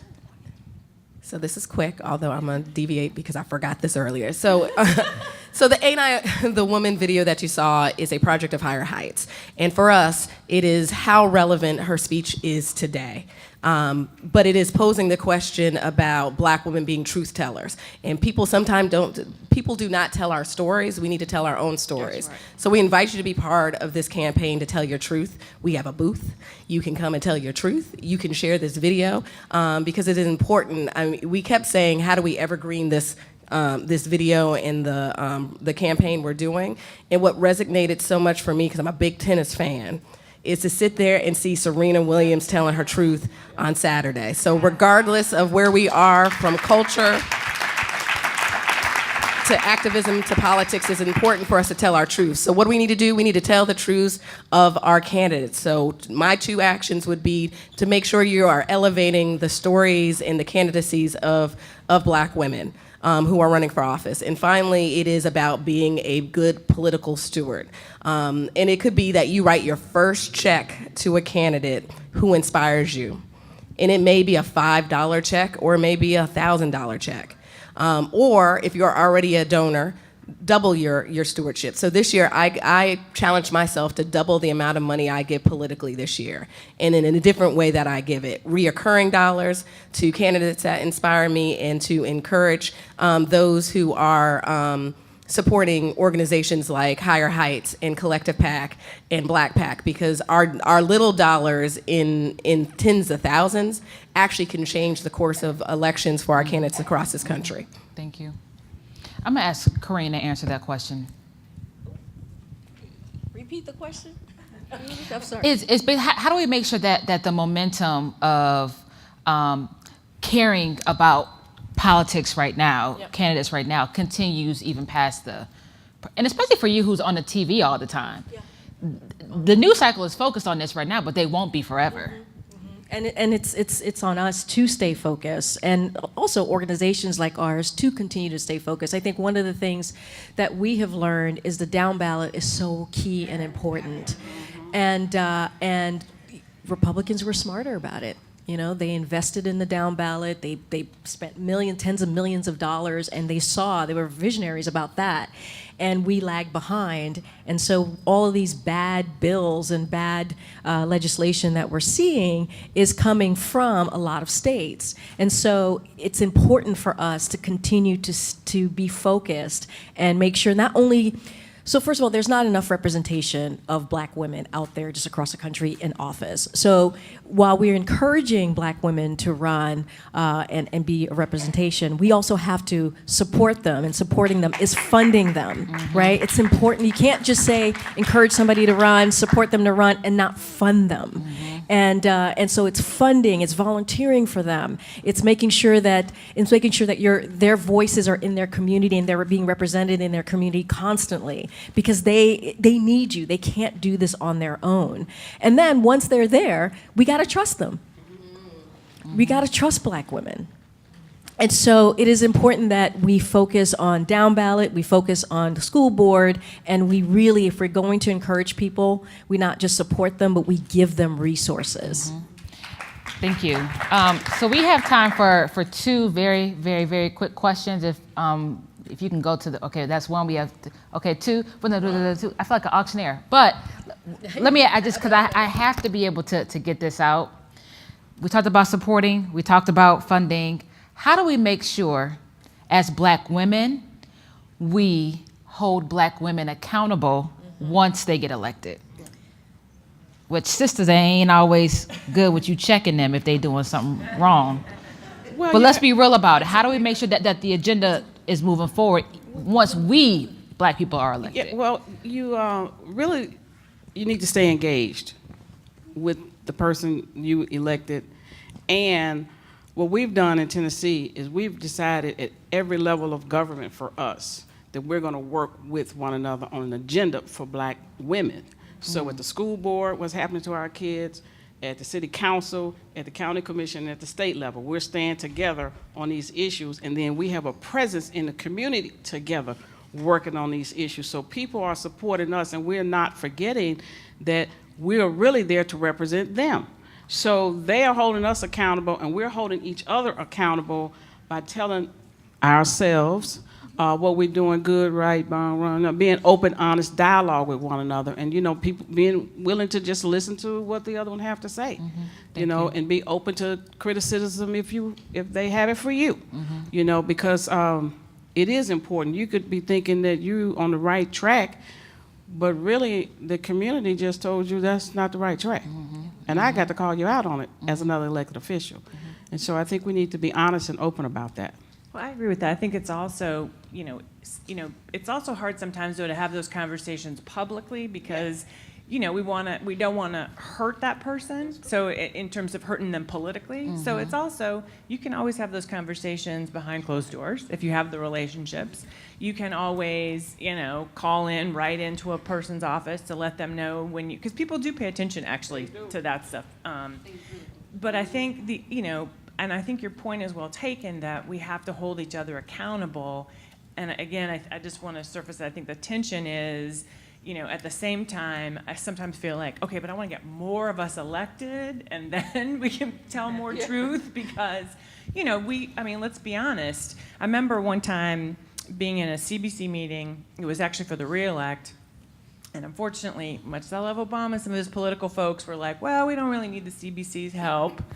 And Jim Clyburn said, doesn't matter what they said, we know he needs our help, we're going to help him because if he fails, we all fail. That's right. That's right. And that's why it's hard sometimes to be critical, right? Because the stakes are so much higher. So I also always try to find sort of the private ways to give the feedback, because, like I say, I think it's a hard. I think part of what you're saying is like it's hard because you don't want to, you don't want to be critical in a way that ends up giving, I don't like to use the word enemies, but people who are not on our side, let's say, ammunition against us. Yeah.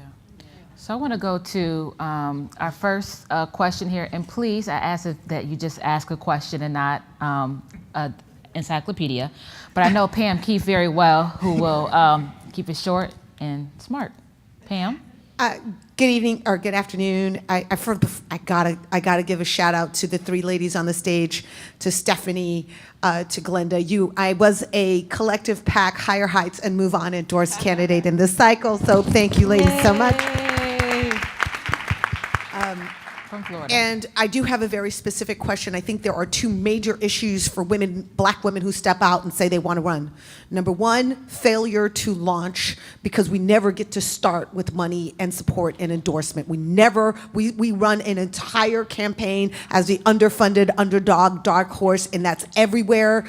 Ayanna broke through despite, not because of that. No matter how much more talented she may have been, Stacey, no matter how much more talented, Andrew, no matter how much more talented, always have to be underdogs. So we have a failure to launch problem, and I'd like you to address that. The other is a lack of oxygen. We have some of the most visible social media influencers in politics, one who was right here with us, and I know you are very, very present on social media, but candidates struggle so much to get those people to give us any of their oxygen and coverage so that we can be elevated. What can we do as candidates to launch stronger with these organizations that get us out front so we're not always framed as underdogs, and get that visibility from the people who are influencers in our community so that we're not looking like little lambs in the woods, that we actually have some heft behind us? I'd love you to address those two things. Can I just, while you guys are thinking about that, can I just surface one of the issues that I think I definitely wanted to raise, and I think it's related to this, which is part of the reality that we're dealing with this, and I'm particularly sensitive to this because of Stacey's race. The media, the national media, is not currently equipped to handle what is happening in this country, right? I mean, I literally had to explain to a room full of journalists why a television ad against Stacey with a shuck and jive tap dance was racist. The one person in the room who got it was the black guy from the local, Black Atlanta newspaper. 15 other people around, the male and female, were looking at me like, and I said, because that's racist, and had to explain that, right? And I'm talking about, this is New York Times. I mean, these are supposedly sophisticated people. So I think part of the challenge is, I would say for our candidates, is we're dealing in an environment where, what's the argument? Well, is she viable? Is he viable, right? We have to deal with these viability arguments. Which is a code word. Which is a code word, even though you're more qualified, right?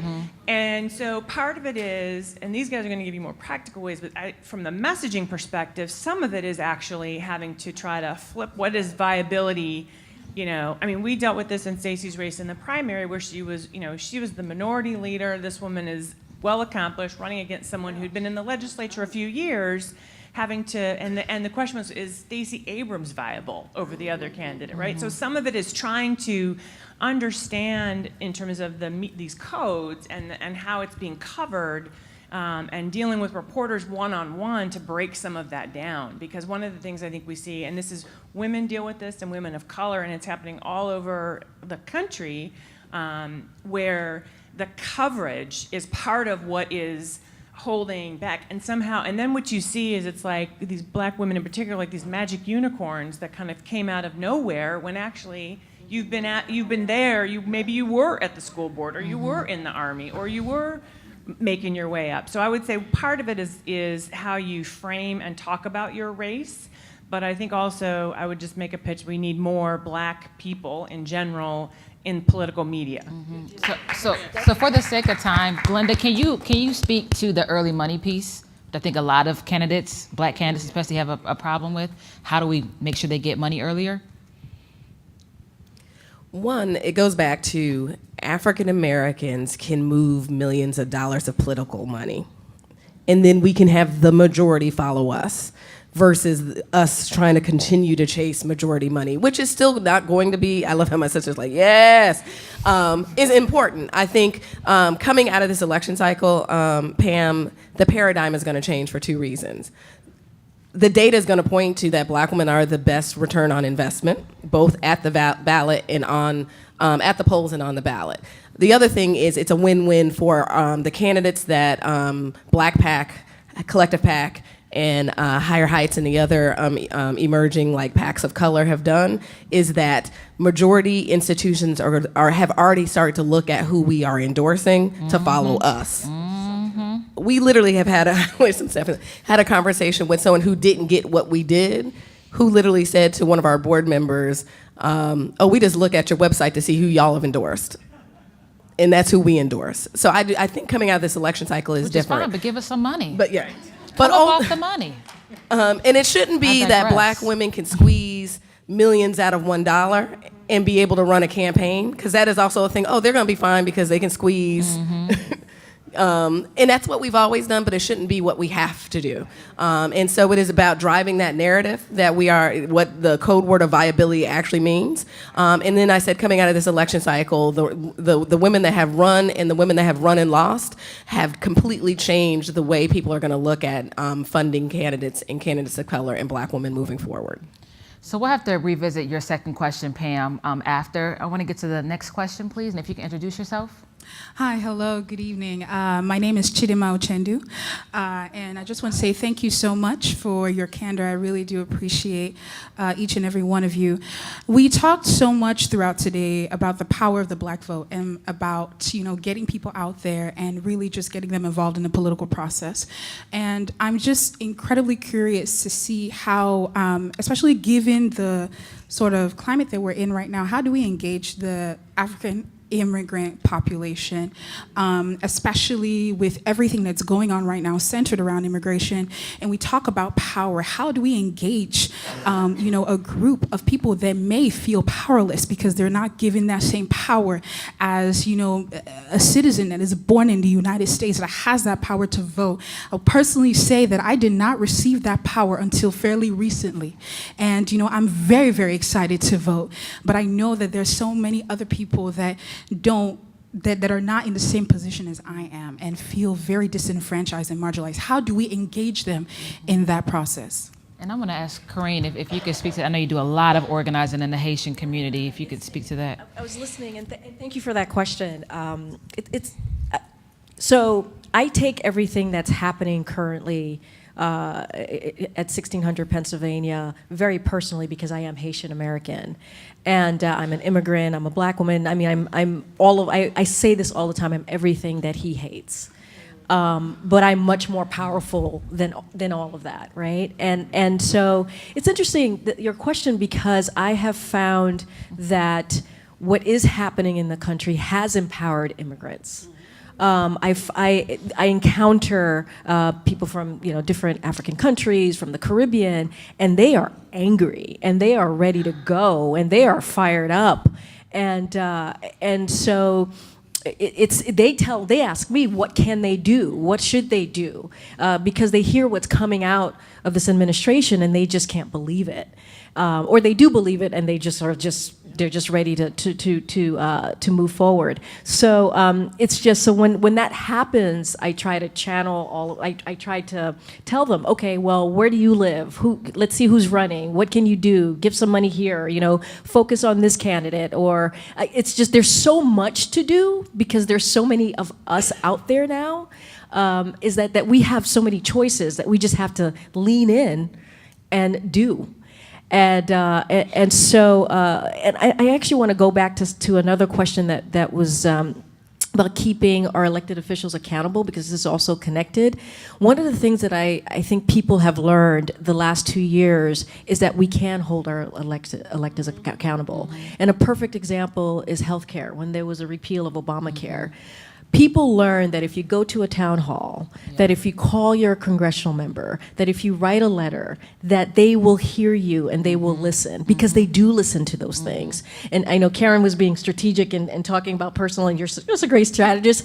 As an activist and as a person who's out there working for a big organization, we push people and we make it really public, and that's how we get the media, is because we do these things that resonate and people listen to us. So if you have hundreds of people showing up at a town hall or at a congressional office, it will resonate and it will matter. And so that is one way we've been thinking about it, because we have endorsed 100 down ballot folks who are going to be coming in and have never done this before. So how are we going to help them first and also keep them accountable? And we're thinking about that now, because November 7th, if all goes well, that is something that we seriously have to think about. And so I think people do realize their power in changing the minds or pushing their elected officials because of these last 2 years. And I just publicly wanted to say thank you to Karine. Part of this is about representation, and in 2012 we were fortunate to work on Obama's re-election campaign. She was adamant that if we were going to be in Miami or any Haitian American community, we had to have materials in Haitian Creole. Yeah. And even just having the language that's spoken in that community be represented through campaign materials first is a big deal. So thank you for that. And I'm sorry, ladies, I have to get to this last question, but in our final remarks, think what you did. Okay, yes, sir. Good afternoon, queens of the panel. My name is Roman Zepeda. I'm an emerging leaders scholar. I have to say, we see you, brother. We see you. I believe it to be true. My name is Roman Zepeda. I am an emerging leaders intern through the CBCF, a senior at Prairie View A&M University, and I strongly believe, given that there's gentlemen here in the crowd, which I'm very appreciative to see, and I don't want them to leave with not just this valuable information, but with a call to action.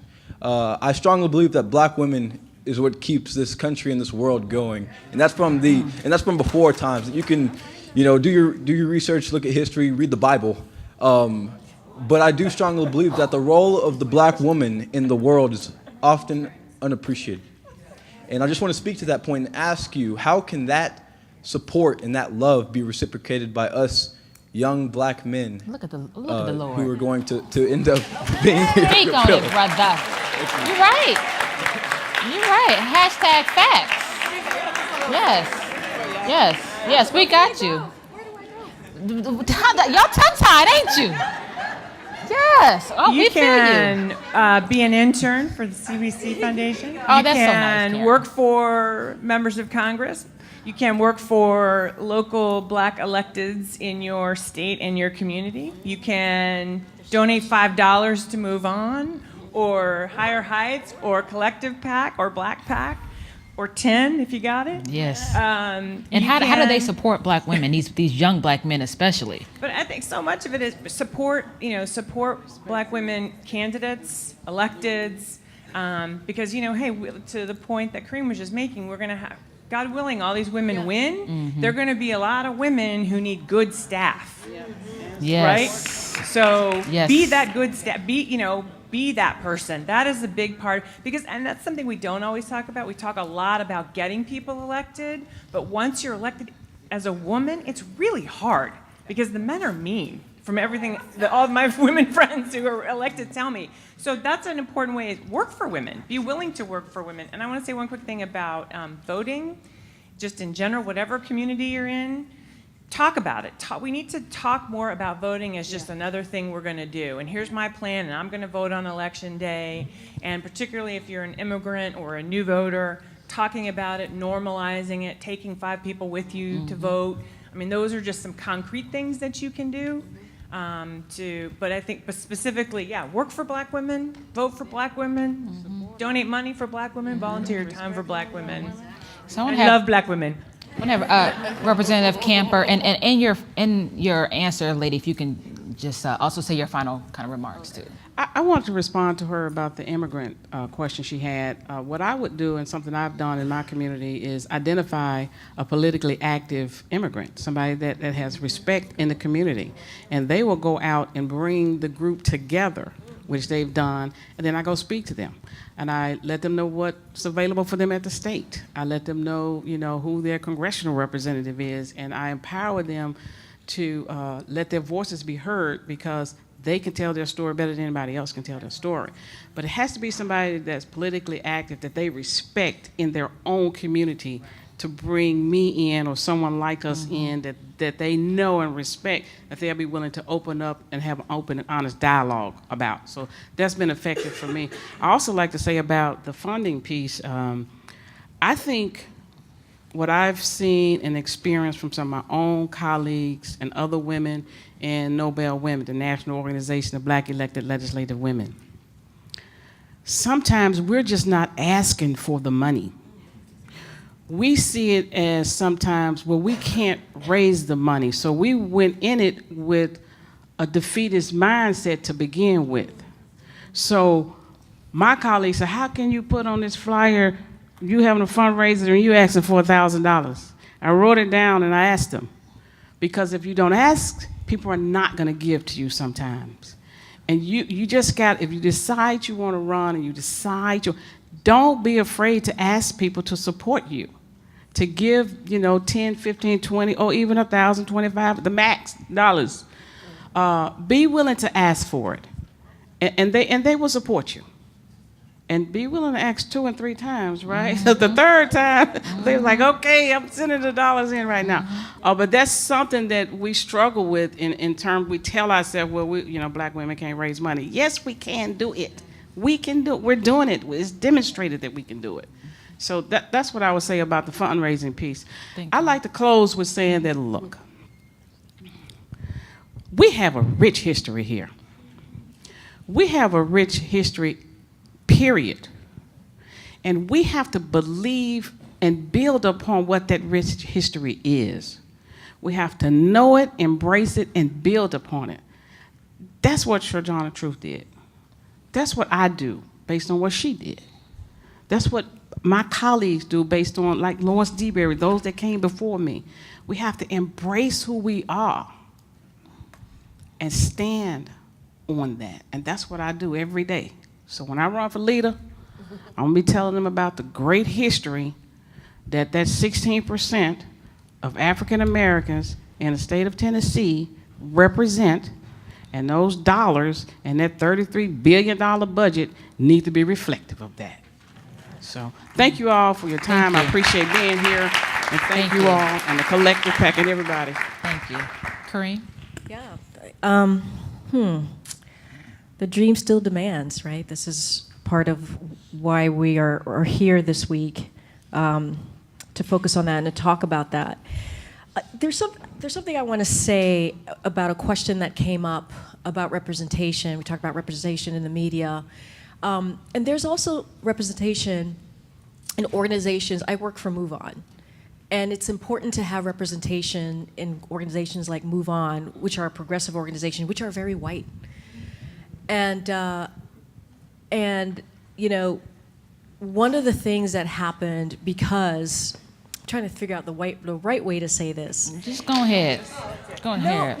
No, because I have so much going on here. And really, I want to big up the work that Black PAC, the Collective PAC, and Higher Heights is doing, because it's so incredibly important, the work that we're doing. And in bringing Move On, it's a white progressive organization. And what has happened is, because of these organizations that I just mentioned, Collective PAC, Black PAC, and Higher Heights, we are trying to do better.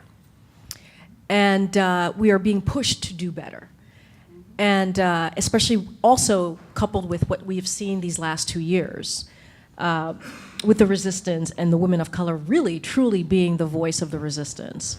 And I say this because a year ago, Move On did something that we had never done before, which is we were early endorsing a gubernatorial candidate, and that was Stacey Abrams. And it was before the primary, and we've raised more than $500,000 for her. But it happened because of representation. Mm-hmm. It happened because of what we were seeing. Right. And that just needs to continue.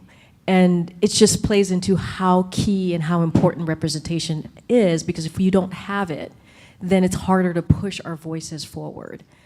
And so I want to thank you guys for doing what you're doing, because it has made organizations like ours better. And we do follow. You know, and when I talk about black candidates, I do talk about, well, what is the Collective PAC doing? What is Higher Heights doing? And we just have to continue to do that. And you help to get us resources. Yeah, because we have resources, and that's exactly. and So we, that partnership and is we, key. and it's a real deep partnership because we do move on. Yeah. We have resources, so we have to make sure that we elevate you guys in the work that you're doing, but it's not about us. It's about really what you guys are Hashtag doing. blackface in the place. Glenda. Amen, sister. So in this moment, I know that black women's voices, votes, and leadership matter. And we all have a role to play in this democracy. We all don't have to run for office. We have to find where we fit in. And so Higher Heights is building the political home for and by black women. We use that because we know that, you know, a black mother always has a seat at a table. You know, we don't exclude everyone. And so it is going, if you are thinking about running for office, Higher Heights has resources to help you from you can sit in your living room in your pajamas and watch a webinar to figure out what's the first step to consider to run for office. If you're running for office, we endorse on the federal level, the statewide level, and top 100 mayors. So consider us a resource. And finally, you know, black women continue to move this influence elections. So when you fire up a black woman, she doesn't go to the polls alone. She brings her house, her block, her church, and her sorority. It is what my mother did until the day she died. She called me and my brothers every election going, "What's up? Did y'all go vote?" And that's what we need to do in this election cycle more than ever. We may feel frustrated, but it is about us ensuring that our voices are being heard. So 3 action items, because I know that's what, you know, Stephanie's all about, action items. So, you know, be engaged, become a member. Becoming a member is literally just going on our website and taking action and putting your emails, and you're part of a growing network of black women and allies helping to move resources and woman power to some of the most amazing candidates across this country. Our top priority is helping to elect the first black woman governor in this country, and we all can do that regardless if you live in Iowa, where there is a black woman running for a Secretary of State. Right. The first black woman to ever, actually African American, to run statewide and win in Iowa. Deidre DeGier. Deidre DeGier. Wow. And we have 55 days until November 6th. 55? Are we 55? Yeah. Less than 60. That's what we mean, less than 60. I am a daughter of an immigrant. I'm the first American born from, you know, in my family, and so I believe all of our voices matter, even if you don't have a right to vote. Don't have the opportunity to vote because of your status. My father didn't become a citizen until an election catapulted him, and became a citizen when he was in his 70s. So that being said, we all have our voices matter. And so going back to our project, Telling Our Truth, we invite you, everyone pull out your phones, we're about to do an action.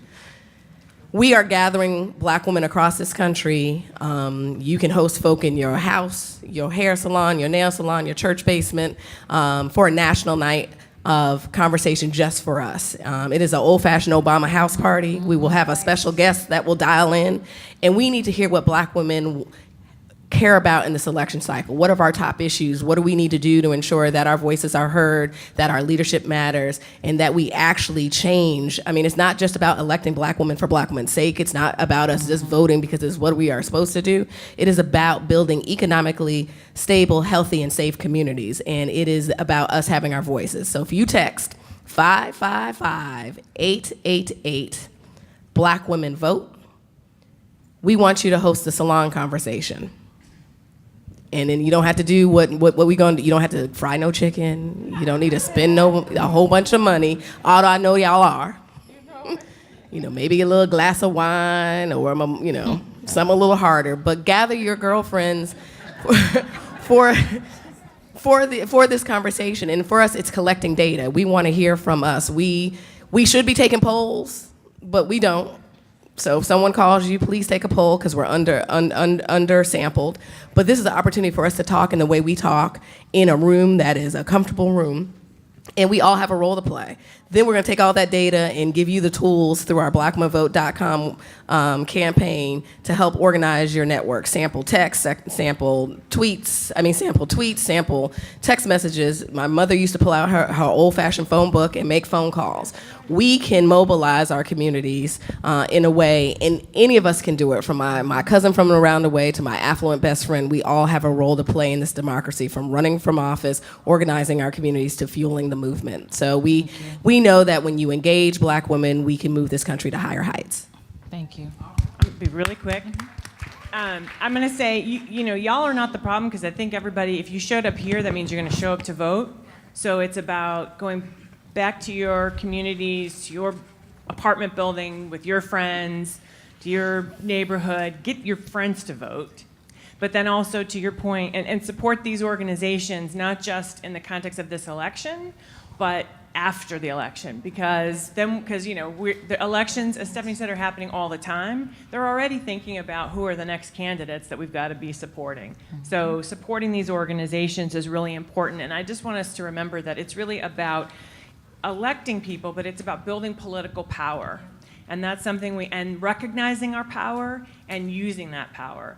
I was part of something, we're having Power Rising, speaking of power, part 2 in February 2019, New Orleans. Check it out. Because part of what we have to keep doing is, it's not just about the election. This election is critical, no question, but we got to keep doing it, as you said, Stephanie, it's the next day, not just in November, December, and January, and February, and keeping it going, and finding the organizations, whether it's Move On, whether it's Collective PAC, whether it's Higher Heights, whether it's supporting a woman in the legislature in Tennessee. Find the way that resonates with you and share that, and make that social. Share that with your friends and get everybody else involved too. Thank you, thank you, thank you. I told y'all they were going to be amazing, which they are. My sister Glenda knows me so well. I am a product of 2 teachers. So this is what I need y'all to tweet, because again, you were here in the room, but your friends weren't. We need to inform our influencers. To your point, Pam, sometimes they just don't know. Holla at them. Number 2, elevate the stories of Black candidates that are running in our communities. Support them. Those who are running down ballot, those who you don't know, get to know them. Get to know the folks who are already in office. Have a relationship with them. You know, you can't expect to get married and we ain't never been on a date. Hashtag facts. Cross that off. Anyways, and finally, support with your money early these candidates who are running for office. Help young people get positions on these campaigns, because the campaigns need you to work for them. And finally, which I love, know who you are and stand on it. These women know who they are. They are standing on it. We thank you. We thank you all so much for being here today. Please, anything else I need to say? Oh, yes. Dr. Kwame Anderson and LaDavia Drain are 2 phenomenal women who've been working on this for so many years. I want to thank them. I think that they had to head out. I want to thank Anne-Marie so much for making sure that we had everything together. Thank the entire team for everything, for making sure that we had everything together. We appreciate you all so much. Oh, the amazing intern. Oh, yeah, we're going to get your number, intern, at the end. Okay, so thank you all so much, and that concludes our session today. Thank you.